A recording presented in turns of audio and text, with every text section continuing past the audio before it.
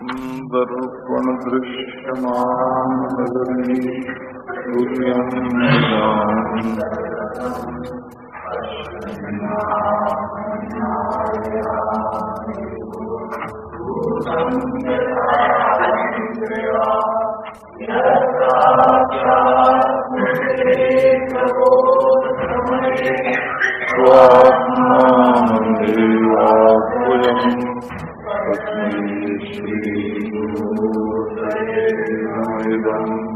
श्री दक्षिणामूर्तये ओम आप्यायन्तु ममाङ्गानि वाक्प्राणश्चक्षुश्रोत्रम् अथो बलमिन्द्रियाणि च सर्वाणि सर्वं ब्रह्मोपनिषदम् माहं ब्रह्म निराकुर्याम् मा ब्रह्म निराकरोत् अनिराकरणमस्तु अनिराकरणं मे अस्तु तदात्मनि निरते जो उपनिषत्सु धर्माः ते मयि सन्तु ते मयि सन्तु। शान्ति शान्ति शान्ति। वचानभ्युदितम् येन वागभ्युद्यते तदेव ब्रह्मत्वं विद्धि नेदं यदिदमुपासते यन्मनसा न मनुते येनाहुर्मनोमतं तदेव ब्रह्मत्वं विद्धि नेदं यदिदमुपासते यच्चक्षुषा न पश्यति येन चक्षुंसि पश्यति तदेव ब्रह्मत्वं विद्धि नेदं यदिदमुपासते यच्छ्रोत्रेण न शृणोति येन श्रोत्रमिदं श्रुतं तदेव ब्रह्मत्वं विद्धि नेदं यदिदमुपासते यत्प्राणेन न प्राणिति येन प्राणः प्रणीयते तदेव ब्रह्मत्वं विद्धि नेदं यदिदमुपासते। दृष्टि संपन्न होना चाहिए। देखो बात तो यूं कही जाती है कि सब ब्रह्म है और सबसे परे ब्रह्म है, मैं ब्रह्म हूँ तू ब्रह्म है, जिसमें मैं तू दोनों नहीं है वो ब्रह्म है। बात तो सब तरह से कही जाती है, लेकिन समझने के लिए सूक्ष्म दृष्टि की आवश्यकता है। यदि सूक्ष्म बुद्धि न हो, सूक्ष्म दृष्टि न हो, तरह तरह की बात सुनने में आती है। अन्न ब्रह्म भी सुनने में आता है, अन्न ब्रह्म है। प्राणो ब्रह्म भी है श्रुति में, प्राण ब्रह्म है। मनो ब्रह्म ये भी है श्रुति में। तो विज्ञानम ब्रह्म ये भी है, विज्ञान ब्रह्म है, बुद्धि ब्रह्म है। तो अन्न ब्रह्म है, प्राण ब्रह्म है, मन ब्रह्म है, विज्ञान बुद्धि ब्रह्म है, आनंदो ब्रह्म इति व्यजानात् आनंद ब्रह्म है। तो यदि मनुष्य विचारशील नहीं होगा, सूक्ष्म दृष्टि संपन्न नहीं होगा, तो या तो जो सुनेगा, जो उसको कोई बता देगा कि ये ब्रह्म है, उसी को ब्रह्म मान लेगा, और या तो तरह तरह के ब्रह्मों का वर्णन सुन के वो ब्रह्म राक्षस के पंजे में फंस जाएगा। दृश्यते त्वग्रया बुद्धिया सूक्ष्मया सूक्ष्मदर्शी भी। परमात्मा का दर्शन अनुभव करने के लिए सूक्ष्म और एकाग्र बुद्धि की आवश्यकता होती है। ये नहीं कि वो बुद्धि का विषय होता है, पर ये समझो कि वो बुद्धि का विषय नहीं होता है। ये समझने के लिए भी बड़ी बुद्धि चाहिए। और फिर बोले कि बुद्धि का विषय तो नहीं होता है, सो बात एक। बुद्धि जिसका विषय हो रही है, जिस अपने आप का, उसका भी विषय नहीं होता, स्वयं है। स्वयंता में बुद्धि भी काम नहीं देती और स्वयंता में स्वयं भी अपना दृश्य नहीं बना सकता। तो ये महापुरुष लोग जो हैं वो निषेध के द्वारा निरूपण करते हैं।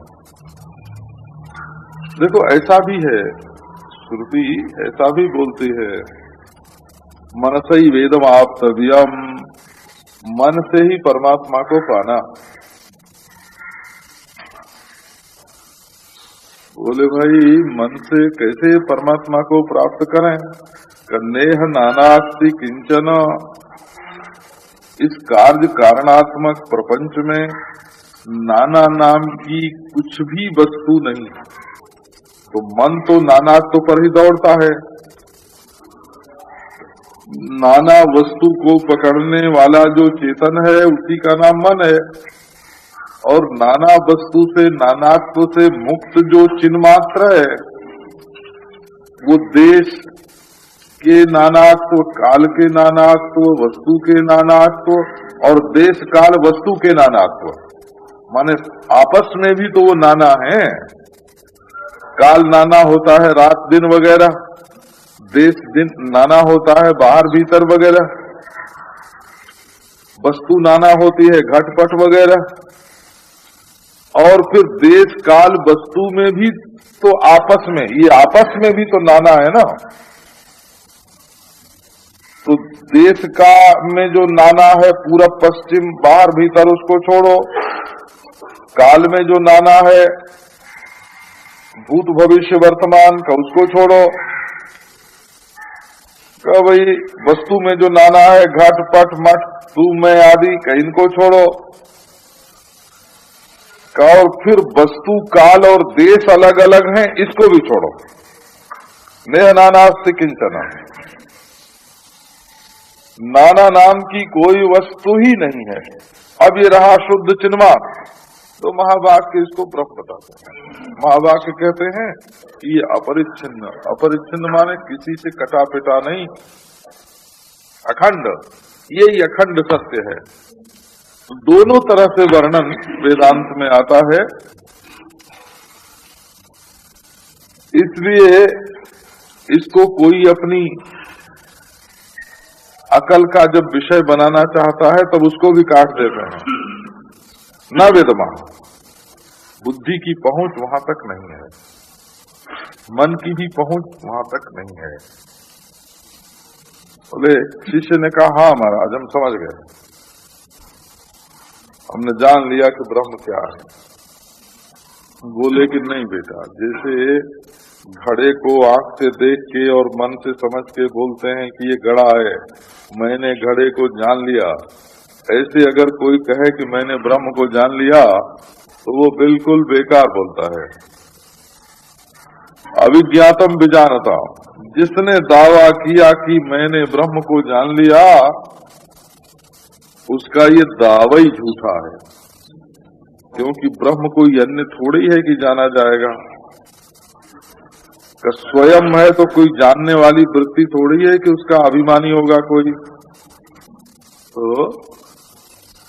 ये ज्ञान अज्ञान दोनों व्यक्ति में कल्पित हैं। व्यक्ति, मन की जो व्यक्ति है उसमें कल्पित हैं, और परमात्मा जो है, आत्मा जो है, अपना स्वरूप जो है, उसमें मन और बुद्धि का प्रवेश बिल्कुल नहीं है। तो तदेव ब्रह्म त्वं विद्धि नेदम, उसको तुम ब्रह्म समझो। किसको? जो वैखरी वाणी, मध्यमा वाणी, पश्यंती वाणी और परा वाणी,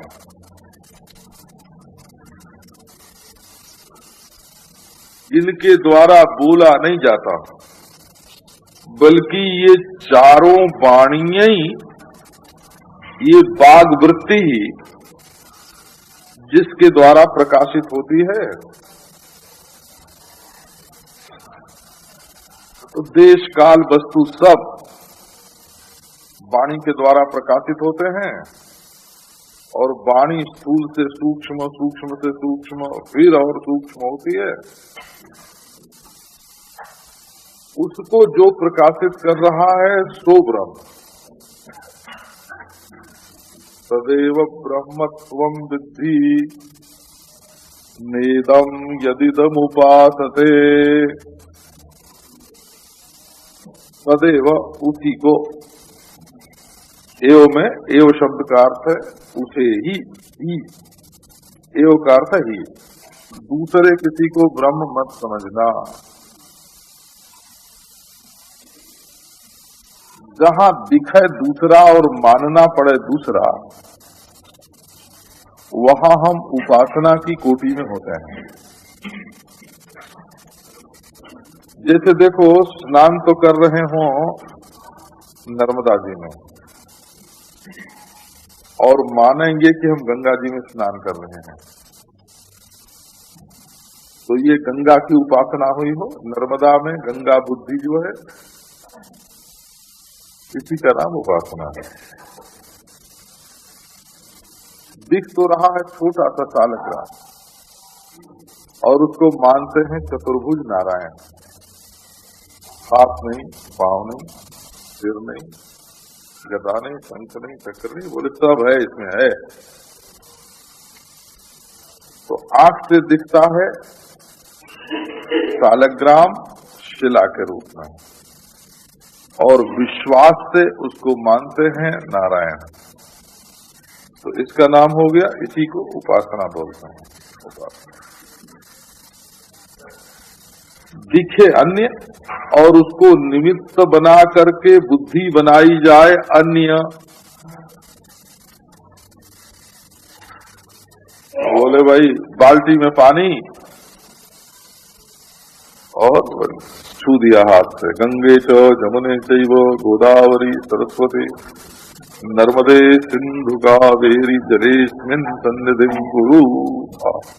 ये क्या हुआ? ये नदियों का स्मरण करके उपासना। बाहर से बाल्टी का पानी नल में से निकला, और भीतर से सातों नदी जो है उसमें मौजूद है। इसका नाम उपासना होता है। प्रत्यक्ष के द्वारा परोक्ष में बुद्धि को ले जाना, इसका नाम उपासना है। अन्य के द्वारा अन्य में बुद्धि ले जाना उपासना है। देखते हैं रात में लड़के नाचते हैं, उनका कुल मालूम है, गोत्र मालूम है, तनख्वाह मालूम है। जब वो रोते हैं तब मालूम है, जब उनको रात भारी पीटता है ना, पीट के सिखाता है तो मालूम है, और वो उतरने के बाद खेती करेंगे तो मालूम है। बिल्कुल निकम्मे होंगे, कोई काम धंधा उनके नहीं होगा, ये भी मालूम है। लेकिन उनको देख करके अपने हृदय में कृष्णाकार वृत्ति बनाना, इसका नाम उपासना है। झूठ के द्वारा सत्य को प्राप्त करने की रीति का नाम उपासना है। अन्य के द्वारा अन्य की प्राप्ति की जो रीति है, उसका नाम उपासना है। प्रत्यक्ष के द्वारा परोक्ष को प्राप्त करने की जो रीति है, वो उपासना है। स्थूल के द्वारा सूक्ष्म को प्राप्त करने की जो रीति है, उसका नाम उपासना है। एक अंग के छू करके और अंगी को पहचान लेने का नाम, पहचानने की रीति का नाम उपासना है। अब आप कौन सी ऐसी वस्तु है जिसको अपने से अलग पूर्ण देखते हैं?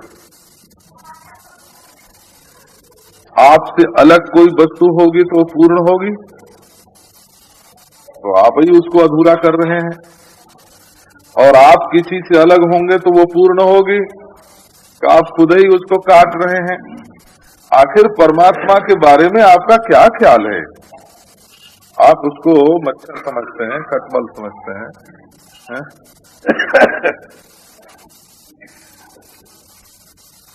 तो आखिर परमात्मा उसने सृष्टि बनाई, बोले जितनी देर सृष्टि बनावेगा उतनी देर रहेगा। कैसा उस सृष्टि को पालता है, कैसा जितनी देर पालता है उतनी देर रहेगा। कैसा संहार करता है, जितनी देर संहार करता है उतनी देर रहेगा। अथवा तीनों करता है, बोले जितनी देर तीनों करता है उतनी देर रहता है। कर्म की उपाधि से तो ये प्रधानमंत्री होते हैं, राष्ट्रपति होते हैं, 5 वर्ष के लिए चुन दिए गए और उस पद पर बैठ के वो काम किया, फिर उतार दिए गए। ये तो पदारूढ़ सत्तारूढ़ लोग जो होते हैं वो चढ़ते और उतरते रहते हैं। तो क्या ईश्वर भी कर्म की उपाधि से चढ़ता उतरता है? तो भाई ईश्वर के बारे में जरा दृष्टि सूक्ष्म रखनी पड़ती है। बोले अन्न ब्रह्म है, अन्न ब्रह्म है तो अन्न को खाने वाला क्या है? तो बोले वो भी ब्रह्म है। तो दोनों ब्रह्म है। तो 2 ब्रह्म है? नहीं, ब्रह्म एक है। 2 होगा तो ब्रह्म कैसे होगा? तो बोले फिर अन्न में अन्नपना नहीं रहेगा और खाने में खाने वाला पना नहीं रहेगा, तब न ब्रह्म होगा। माने अन्न में भोग्यता और भोग आत्मा में भोक्तापन, ये दोनों जब कटेंगे तब न एकता होगी। जब तक अन्न भोग्य है और आत्मा भोगता है तब तक दोनों 2 ब्रह्म हो नहीं सकते। और भोग्यपना बिना भोक्ता के हो नहीं सकता और भोक्तापना बिना भोग्य के हो नहीं सकता। तो भोक्ता और भोग्य दोनों तो सापेक्ष हैं। तो भोग्य को ब्रह्म मान करके जो बैठा सो भी गलत, और भोक्ता को ब्रह्म मान करके जो बैठा सो भी गलत। भोग्य इदम है और भोक्ता अहम है, और इदम अहम दोनों का जो अधिष्ठान स्वयं प्रकाश प्रकाशक है तो उसका नाम ब्रह्म है। तो बोले कि भाई अच्छा, प्राण ब्रह्म है। तो प्राण माने क्या? जो सांस बाहर आती जाती है सो, कि जो शरीर में क्रिया शक्ति को देने वाला है सो, तो वो तो देह की उपाधि से परिच्छिन्न है, आने जाने वाला है, चलने फिरने वाला है, बेचारा मजदूरी करता रहता है और तनख्वाह लेता रहता है, इसका नाम ब्रह्म है। शरीर में मजदूरी करना प्राण का काम है, और जो लोग हम खाते हैं पीते हैं उसकी मजदूरी लेना ये प्राण का काम है। बोले कि भाई अच्छा, मन ब्रह्म है। अरे मन ब्रह्म का एक है तो क्लर्क है, ये तो क्लर्क है। भीतर बुद्धि में जो मैनेजर बैठा हुआ है वो इस क्लर्क को जैसा हुक्म देता है वैसा वो करता है, ये तो बुद्धि ब्रह्म है। तो बुद्धि तो कभी कभी छुट्टी भी ले लेती है, किसी किसी की बुद्धि उस आदमी को छोड़ के चली जाती है, बुद्धि तलाक भी दे देती है वो, और बुद्धि छुट्टी भी ले लेती है। नहीं तो आदमी पागल कैसे हो गए? तो ये बुद्धि ब्रह्म कैसे होगी? तो यही नियंत्री है। ये बुद्धि जो है ये शरीर में हो, एक ऑफिस जो चलता है ना शरीर में, उसमें ये हेड क्लर्क है, तो मालिक नहीं है, मैनेजर है। इसको मान का ज्वर है, इसलिए मानस ज्वर है ना। मैनेजर है, बड़ा भारी अभिमान है।